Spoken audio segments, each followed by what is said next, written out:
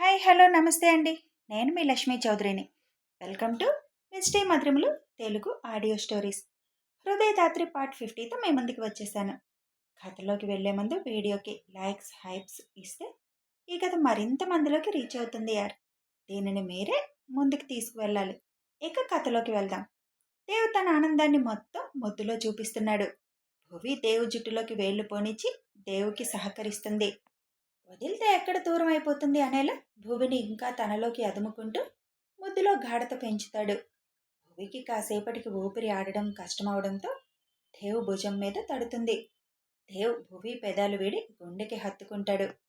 సారీరా, నా ఆనందం నిన్ను ఇబ్బంది పెట్టింది అంటాడు. ఇబ్బందని నేను అన్నానా దేవ్ గారు? నువ్వు అనవు, ఏదైనా భరిస్తాను అంటావు. మీకోసం మాత్రమే. భువిని అలాగే పట్టుకొని వెనక్కి సోఫాలోకి వాళ్తాడు. దేవు గారు, మీరన్నట్టు ఒకే క్యాబిన్లో ఉంటే వర్క్ అవ్వదు అని అంటుంది భువి. దేవు చిన్నగా నవ్వుతూ, ఇది లంచ్ బ్రేక్ మేడం అంటాడు. దేవు గారు, మరి అమ్మమ్మని ఎప్పుడూ తినిపించమని అడగలేదా అని అడుగుతుంది. లేదురా, జాను నాన్న మీద బెంగతో ఒక విధంగా, ఊర్లో జనాలన్న మాటలతో ఇంకో విధంగా సిక్కైపోయింది. తనకే ఒకరు తినిపించాల్సిన పరిస్థితి వచ్చింది. ఒక 5 ఏళ్ళు అలాగే ఉంది నాని. ఎవరితో మాట్లాడకుండా ఒక్కతే రూమ్లో ఉండేది. తర్వాత అలా మార్పు వచ్చింది. తాతయ్య నేను చూసుకునేవాళ్ళం. భువి దేవు మీద నుంచి లేచి, దేవు గారు, నేను అప్పుడప్పుడు అనుకునేదాన్ని మేమే కష్టాలు పడుతున్నాం అని. కానీ కాదు, మీరు పడిన బాధలు కష్టాలతో పోల్చితే మావి అసలు కష్టాలే కావు అంటుంది భువి. ఎవరి బాధలు వాళ్ళకు ఉంటాయి దాత్రి. సమస్య వచ్చిందని కృంగిపోకుండా దానిని జయించాలి. సరే పదండి మేడం, బ్రేక్ అయిపోయింది, ఇప్పుడు వర్క్ టైం అని దేవ్ కూడా లేచి తన చైర్లో సెటిల్ అవుతాడు. ఆనంద్ గారు వాళ్ళు రాలేదేంటి దేవ్ గారు? ఏమో, వస్తామన్నారు, మరి రాలేదు అని భువి చేసిన వర్క్ చెక్ చేస్తాడు. ఇందాక అలాగే వదిలేసిన క్యారియర్ మొత్తం సర్దేసి భువి సోఫాలో సెటిల్ అయి, నాకు వర్క్ ఇవ్వండి దేవు గారు అని అడుగుతుంది. అప్పుడే డోర్ నాక్ అయిన సౌండ్ రాగానే కమేన్ అని అంటాడు దేవ్. లోపలికి వచ్చిన ఆనంద్ వాళ్ళని చూసి, మీకు నోరేళ్ళు ఆనంద్ గారు అంటుంది భువి. ఎందుకు సిస్? ఇప్పుడే మీకోసం అనుకుంటున్నాం, మీరు వచ్చారు అంటుంది. ఓ, మార్నింగ్ బయలుదేరాను, కానీ ఈ మేడంకి వాళ్ళ బంధువుల ఇంట్లో ఏదో ఆడవాళ్ళ ఫంక్షన్ ఉంటే వెళ్ళింది, అందుకే ఇప్పుడు వచ్చాం అని. ఎందుకు దేవ్ రమ్మన్నా అని అడుగుతాడు ఆనంద్. చెబుతా, ముందు కొంచెం రిలాక్స్ అవ్వండి అంటాడు. జైల్లో ఉన్న మోహన్ దగ్గరికి మమత పెట్టుకున్న లాయర్ వస్తాడు. ఒకసారి మోహన్ని కలవాలని పర్మిషన్ తీసుకొని మోహన్ దగ్గరికి వెళతారు ఆయన. ఏంటి లాయర్, బెయిల్ కోసం మమత పంపించిందా అని అడుగుతాడు మోహన్ అత్యాశతో. మమత గారే పంపించారు, కానీ బెయిల్ కోసం కాదు, మీకు కొన్ని చూపించమని పంపించారు అని కొన్ని పేపర్స్ మోహన్ చేతికి ఇస్తాడు. ఏంటివి అని ఓపెన్ చేసి చూసిన మోహన్కి ఒక ఫ్లాట్ తన పేరు మీద రాసినట్టు ఉంటుంది. ఈ డబుల్ బెడ్రూమ్ ఫ్లాట్ నా పేరు మీద ఎందుకు రాసింది అని దాని కింద ఉన్న పేపర్స్ చూసి కళ్ళు పెద్దవి చేసి చూస్తూ, ఇదేలా సాధ్యం అని అరుస్తాడు. మమత పంపించిన పేపర్స్ చూసిన మోహన్కి షాక్తో అసలు పొద్దున సంతకం పెడితే అప్పుడే ఎలా మంజూరయ్యాయి డివోర్స్ అని అర్థం కాలేదు. ఒకదాని తర్వాత ఒకటి దెబ్బ తగులుతుండేసరికి మోహన్కి బీపీ పెరిగిపోతుంది. వెంటనే లాయర్ షర్ట్ కాలర్ పట్టుకొని, ఇదేలా సాధ్యం అని అడుగుతాడు. స్పెషల్ పర్మిషన్ మీద జడ్జి గారు అత్యవసరంగా మీ విడాకుల కేసు పరిశీలించి మీ భాగోతం అంతా చెప్పేసరికి విడాకులు వెంటనే మంజూరు చేశారు. ఈ లెటర్ మీకు మమత గారు ఇమ్మన్నారు అని జోబుల నుంచి తీసి ఒక కవర్ ఇస్తాడు లాయర్. అప్పటికే మోహన్కి జరుగుతుందంతా అసలేమీ నచ్చడం లేదు. నిన్నటిదాకా ఒక కింగ్ లెవెల్లో ఇద్దరిని మెయింటైన్ చేస్తున్నట్టుగా, తనకంటే గొప్పవాడు లేనట్టుగా విర్రవీగాడు. కానీ ఒక్కరోజులో మొత్తం మారిపోయింది. లాయర్ ఇచ్చిన లెటర్ తీసుకొని లోపలికి వెళ్ళిపోయాడు. లాయర్ అక్కడి నుంచి నిట్టూరుస్తూ వెళ్ళిపోతాడు. లోపలికి వెళ్ళిన మోహన్ లెటర్ చదవడం మొదలు పెడతాడు. మోహన్ గారికి, ఈ రోజుతో నాకు మీ నుండి పూర్తిగా విముక్తి లభించింది. అందుకు నేను చాలా ఆనందంగా ఉన్నాను. ఆ ఇల్లు మీకు కేవలం మామయ్య గారి కొడుకైనందున రాశాను. నడి రోడ్డు మీద నుంచోబెట్టడం ఇష్టం లేదు. ఎందుకంటే ఎంత కాదు అనుకున్నా ఆయనకి వారసుల్ని, అదే నాకు పిల్లల్నిచ్చావు కదా! అదొక్క కారణం నీకు ఉండడానికి ఆ ఫ్లాట్. తినడానికి బ్యాంక్ బ్యాలెన్స్ ఏర్పాటు చేశాను. ఇన్నాళ్ళు నిన్ను భరించింది కేవలం తండ్రి లేనివారిగా పిల్లలు పెరగకూడదని. కానీ ఇప్పుడు నువ్వు తండ్రి అంటే వాళ్ళని కూడా తప్పుడు వాళ్ళుగా చూసే పరిస్థితి వచ్చింది. అది నేను భరించలేను. అందుకే నాకు నా పిల్లలకి నీతో ఎలాంటి సంబంధం లేదని చెప్పడానికి ఈ విడాకులు. ఇంకెప్పుడు మమ్మల్ని కలవాలని ప్రయత్నం చేయకండి. ఈ పని నేను ఎప్పుడో చేసుంటే బాగుండేది. చాలా ఆలస్యం చేశాను. ఇంతకంటే మీతో మాట్లాడే అవసరం కూడా నాకు లేదు. ఫ్లాట్ కీస్ వాచ్మెన్కి ఇచ్చాను. మీవి మీ ఉంపుడు గత్తె వస్తువులు బట్టలు అన్నీ ఆ ఫ్లాట్లోనే పెట్టించాను. ఇంకా గదిలో ఉన్న లాకర్ పగలగొట్టించి అందులో ఉన్న డబ్బు నగలు అన్నీ ప్రజల ప్రాణాలతో ఆడుకున్న ఆ నకిలీ మెడిసిన్ వల్ల వచ్చినవే కదా. అందుకే అవన్నీ అనాథాశ్రమానికి పంపిస్తున్నాను. కనీసం మీ పాపాలు కొంచెమైనా నా పిల్లలకి శాపాలుగా మారకుండా ఉండాలి అని ఆ పని చేస్తున్నా. ఇంకెప్పుడు నా ఇంటి వైపు రావద్దు. వస్తే మాత్రం నేనే చంపేస్తాను. గుడ్ బాయ్ అని ముగుస్తుంది. ఆ లెటర్ చదివిన మోహన్ గట్టిగా అరుస్తాడు. నిన్ను చంపేస్తాను మమత అని పిచ్చివాడిలా అరుస్తున్నాడు మోహన్. కానీ ఒక్కడు కూడా పట్టించుకోలేదు. అరచి అరచి బీపీ పెరిగి స్పృహ తప్పి పడిపోయాడు మోహన్. ఆనంద్ దీపాన్ని కూర్చోబెట్టి దేవ్ తను చెప్పాలనుకున్నది మొత్తం చెబుతాడు. నీ ఇష్టం ఆనంద్. ఇందులో బలవంతం ఏమీ లేదు. ఒప్పుకుంటే ఆ బ్రాంచ్లో మేనేజర్గా చేయొచ్చు. దీపకి ఇంట్రెస్ట్ ఉంటే తను కూడా చేసుకోవచ్చు అని అంటాడు. ఆనంద్ ఆనందంగా ఇంత మంచి ఆఫర్ ఇస్తుంటే ఒప్పుకోకుండా ఎలా ఉంటాను దేవ్? అసలు మేము ఇక్కడ జాబ్ ట్రయల్స్ వేస్తున్నాం. నిన్ను అడుగుదామని కూడా ఆగిపోయాను అని అంటాడు ఆనంద్. తెలుసు. అందుకే నేను ఈ ఆఫర్ పెట్టాను నీ ముందు. అక్కడ బ్రాంచ్ ఓపెన్ చేసి 4 మంత్స్ అయింది. ఇప్పటి వరకు అది కూడా కిషోర్ చూసుకుంటున్నాడు. వాడికి వర్క్ లోడ్ ఎక్కువయింది. మంచి మేనేజర్ కోసం ఎదురు చూస్తున్నాను. అప్పుడే నువ్వు అరకులో కనిపించావు. నువ్వు వర్క్ విషయంలో ఎంత సిన్సియర్గా ఉంటావో చదువుతూ జాబ్ చేస్తున్నప్పుడే చూశాను. అందుకే నువ్వైతే బెస్ట్ అనిపించింది అని అంటాడు దేవ్. Thank you Dev. మేము ఇంకా కెనడా వెళ్ళడం అస్సలు ఇష్టం లేదు. ఇక్కడ ఏదైనా దొరికితే ఉండిపోవాలని అనుకున్నాం. నువ్వే పిలిచిస్తుంటే ఎందుకు కాదంటాం అంటుంది దీప. బట్ వర్క్ విషయంలో నా గురించి మీకు తెలుసు కదా. తేడా వస్తే ఫ్రెండ్ అని కూడా చూడను అని అంటాడు దేవ్.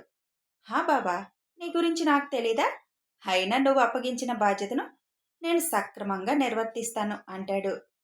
దేవ్ కిషోర్కి ఫోన్ చేసి రమ్మంటాడు.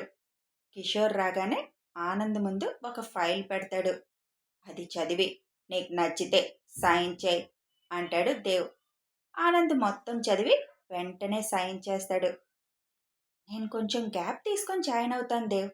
బాబు ఉన్నాడు కదా అని అంటుంది దీప. అది నీ ఇష్టం దీప అని అంటాడు దేవ్. ఓకే దేవ్, మండే నుంచి వస్తాను అని అంటాడు ఆనంద్. మండే నేను వస్తాను.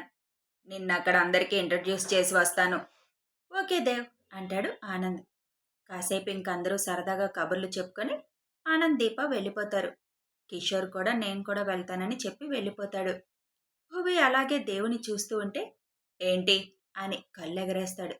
ఏం లేదు, ఆఫర్ ఇచ్చి మళ్ళీ వర్క్ విషయంలో ఎలా ఉంటానో చెప్పి మొత్తానికి ఒకే టైంలో ఫ్రెండ్ బాస్ అనిపించుకున్నారు.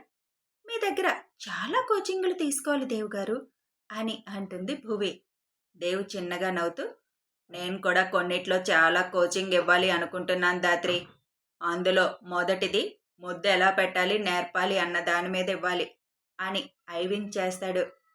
భువి తల ఉంచుకొని నవ్వుతూ అది కోచింగ్ తీసుకోనక్కర్లేదు దేవ్ గారు. అలవాటైపోతే ఫ్లోలో అదే వచ్చేస్తుంది అని అంటుంది. ఆహా, ఇంకా అలవాటు అవ్వలేదా మేడం గారికి? అలవాటు ఇప్పుడిప్పుడు అవుతుంది, తొందరలో అవుతుందిలేండి. ఇప్పుడు దానికి కోచింగ్ ఎందుకు గాని, నాకు డ్రైవింగ్ కోచింగ్ ఇచ్చే టైం అయింది, పదండి. హా, ఇదిగో ఇదొక కోచింగ్ ఇవ్వాలి.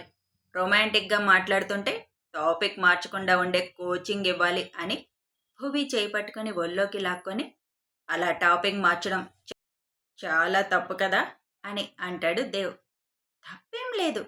ఇది ఆఫీస్. ఇక్కడ అలాంటివి మాట్లాడకూడదు. వదలండి అని దేవ్ చేతులు వదిలించుకొని లేచి తొందరగా రండి అని లంచ్ బాక్స్ ఉన్న బ్యాగ్ పట్టుకొని బయటకు వెళ్ళిపోతుంది. దేవ్ నవ్వుకుంటూ లవ్ యూ దాత్రి అనుకుంటూ సిస్టమ్ క్లోజ్ చేసి బయటకు వస్తాడు. భువి ఎక్కడా కనిపించకపోవడంతో కిందకు వెళ్ళి ఉంటుందనుకుని కిందకు వెళ్తాడు. దేవ్ వెళ్ళేసరికి కారు దగ్గర నిలబడి ఉంటుంది. వచ్చిందాక కూడా ఆగకుండా ఎందుకు దాత్రి వచ్చేయడం? అక్కడే ఉంటే మీరింకేం చేస్తారు అని. ఏం చేస్తానని పరుగు పెట్టొచ్చావు? అసలే సరే వాళ్ళు ఫుల్ రొమాంటిక్ మూడ్లో ఉన్నారు కదా అందుకని అంటుంది భువి. ఇది రొమాంటిక్ మూడ్నా? నా రొమాంటిక్ మూడ్ ఆన్ అయితే నువ్వు తట్టుకోలేవు.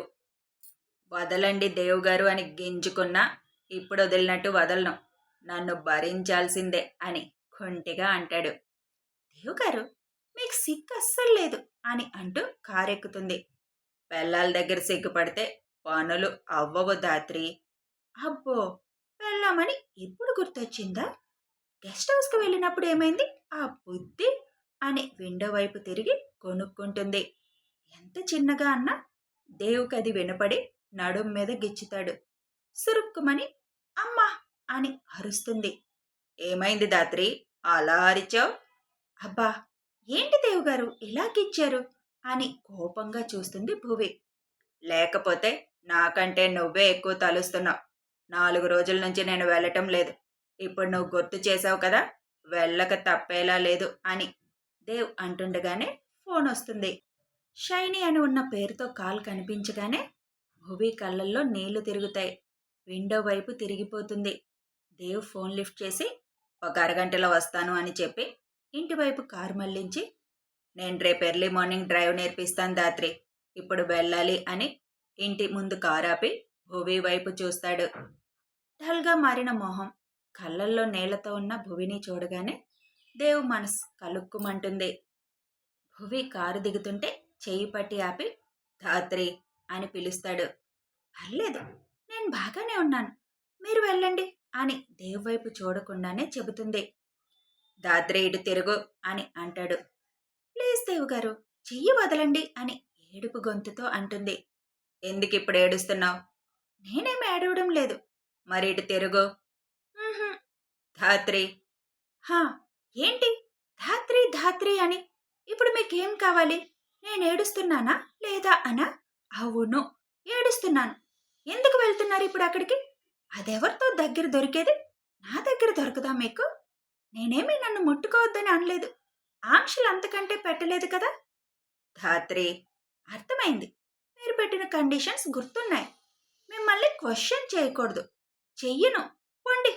ఇష్టం వచ్చినట్టు తిరగండి. అడ్డమైన వాళ్ళతో తిరిగితే అడ్డమైన రోగాలు వస్తాయి. అప్పుడు ఆదర్శ పత్నిలాగా నేనేమైనా సేవలు చేస్తాననుకుంటున్నారేమో. అస్సలు చేయను. తీసుకువెళ్ళి గవర్నమెంట్ హాస్పిటల్లో జాయిన్ చేస్తా అని వేలు పెట్టి చూపించి విసురుగా డోర్ తీసుకొని లోపలికి వెళ్ళిపోతుంది. దేవ్ నవ్వుకుంటూ ఫోన్ తీసుకొని మెసేజ్ చేసి కారు పోనిస్తాడు. తలుపు చాటు నుండి చూస్తున్న భువి దేవ్ వెళ్ళిపోయేసరికి ఫాస్ట్గా రూమ్కి వెళ్ళిపోయి బెడ్ మీద వాలి, ఎందుకు దేవ్ గారు అంతా బాగానే ఉంటారు, ఈ ఒక్క విషయంలో నాకెంత బాధనిస్తున్నారు అని అనుకుంటుంది. నా మనసేమో మీరు తప్పు చేయటం లేదు అనిపిస్తుంది. మైండ్ ఏమో పిచ్చిగా ఆలోచిస్తుంది. దేనిని నమ్మాలి దేవ్ గారు? ఈసారి నన్ను ముట్టుకోండి, ముద్దు అంటూ వస్తే మూతి పగల కొడతా అని తినుకుతూ ఫ్రెష్ అయి డిన్నర్ ప్రిపేర్ చేయడానికి కిందకు వెళ్తుంది.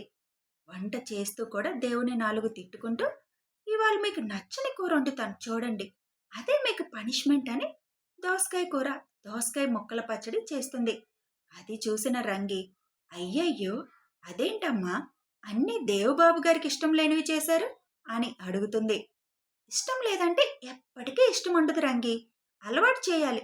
ఇప్పుడు నాకు ఇష్టం లేని పనులు మీ సార్ చేస్తున్నప్పుడు నేను కామ్గా ఉండడం లేదు. అలాగే ఆయనకి ఇష్టం లేకపోయినా నేను వండానని ఇష్టంగా తినాలి, తినేలా చేస్తాను అని అంటుంది. ఏమో, తినకపోతే ఏం చేస్తారు? ఈ రోజుకి పెరుగుతో సరిపెట్టుకుంటారు అని వంట అయిపోవడంతో అన్నీ డైనింగ్ టేబుల్ మీద సర్దు అని చెప్పి హాల్లోకి జాను గారు వాళ్ళ దగ్గరికి వెళ్తుంది. అమ్మమ్మ, మీరు భోజనం చేసేయండి, 8 దాటింది అని చెబుతుంది.